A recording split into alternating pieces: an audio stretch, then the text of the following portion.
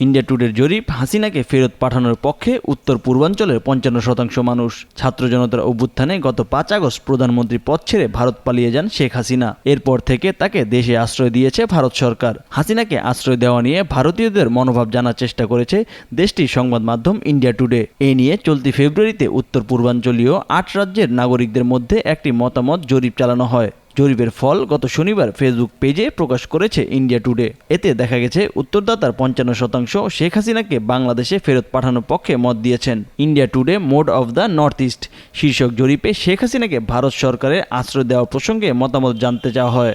জরিপে ৩টি প্রধান অপশনে মত দিয়েছে নাগরিকরা। ফলাফলে দেখা গেছে তিনি ভারতের মিত্র, তাকে আশ্রয় দেওয়া ঠিক আছে। এই মতের পক্ষে ভোট দিয়েছে ২৩% উত্তরদাতা, আর বিপক্ষে ভোট দিয়েছে ৩৭.৬%। বাংলাদেশ ভারত সম্পর্ক উন্নয়নের স্বার্থে তাকে ফেরত পাঠানো উচিত, এই মতের পক্ষে ভোট দিয়েছে ৫৫%, বিপক্ষে ভোট দিয়েছে ২১.১%। তাকে বাংলাদেশে ফেরত পাঠানো উচিত নয়, বরং অন্য দেশে চলে যেতে বলা যেতে পারে, এই মতের পক্ষে ভোট দিয়েছেন ১৬%, বিপক্ষে ভোট দিয়েছেন ২৯.১%।